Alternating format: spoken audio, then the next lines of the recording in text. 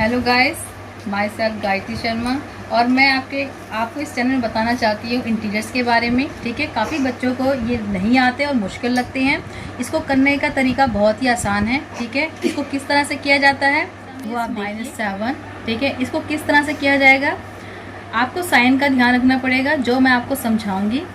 ठीक है, इसमें आंसर इसका किस तरह से करते हैं, देखिए कोई भी ऐसी दो डिजिट, ठीक है, दो संख्याओं को लीजिए जिनको प्लस करने के बाद उसका साइन -7 आता है। तो आपको एक साइन समझना पड़ेगा कि अगर किसी संख्या को अगर आप लेते हैं, ठीक है, जैसे कि अगर आप -1 को लेते हैं, ठीक है, बीच में साइन आप रखते हैं प्लस का और फिर साथ में अगर -3 रखते हैं, इनको जब आप करते हैं टोटल, ठीक है, माइनस साइन हुआ, प्लस माइनस हमेशा इक्वल में माइनस ही रहता है। अगर इन दोनों को आप प्लस करते हो तो माइनस माइनस प्लस होता है और साइन किसका लगेगा, माइनस का लगता है। इस तरह से इसको सॉल्व किया जाता है। तो आप इधर देखिए, सम इज -7, तो इसको किस तरह से लाया जाएगा, -7 ही लाना है, इसलिए आपको संख्या ऐसी रखनी पड़ेगी जिनको प्लस करने पर वो -7 आए। तो संख्या आप कोई सी रख लीजिए, जैसे आपने रखा -3, साइन आपने बीच में क्या लगाया, प्लस का, ठीक है, और यहाँ पे आप क्या लगाते हैं, -4। ठीक है, तो आप इधर देखिए कैसे बनेगा, माइनस को यहाँ पे रखा, प्लस माइनस माइनस हुआ और ये 4 आ गया। ठीक है, तो माइनस माइनस प्लस होता है और ये 7 आ गया। साइन किस चीज़ का लगेगा, माइनस का।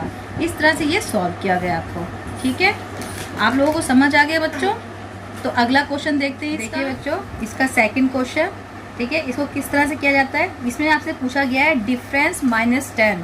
ओके, तो डिफरेंस लाने के लिए हम क्या करते हैं, पहले कोई ऐसी संख्या लीजिए, ऐसी दो डिजिट लीजिए, जैसे कि आपने लिया कोई बड़ी संख्या लेंगे। अगर हम यहाँ पे एक बार समझा के दिखाती हूँ आपको, जैसे कि कोई संख्या होती है साइन के अकॉर्डिंग, अगर आप -5 लेते हैं, ठीक है, और डिफरेंस हमेशा माइनस का होता है, उसका मतलब साइन माइनस का लगाना चाहिए।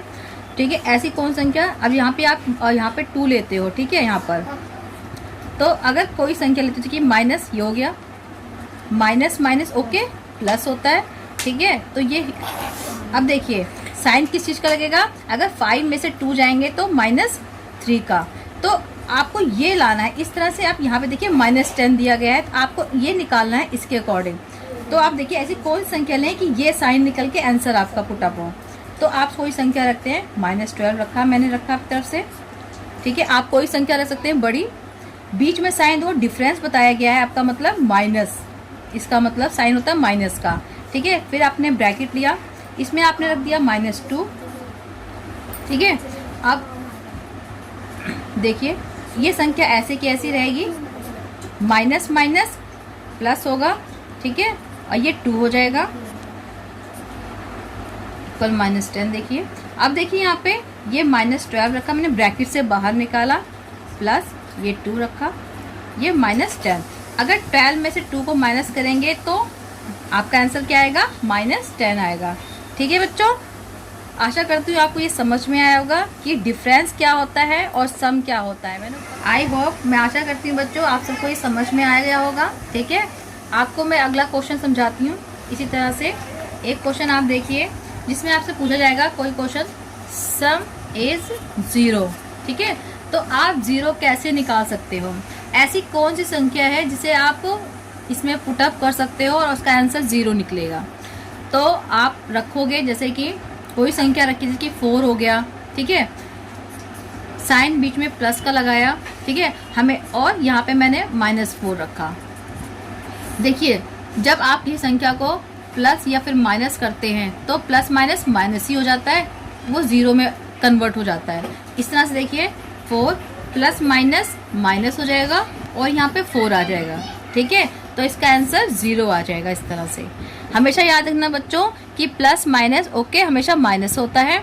और इस तरह से ये 4 यहाँ पे आया और ये 4 हमारा माइनस में कन्वर्ट हो गया, तो -4 -4 इक्वल में 0 आ गया।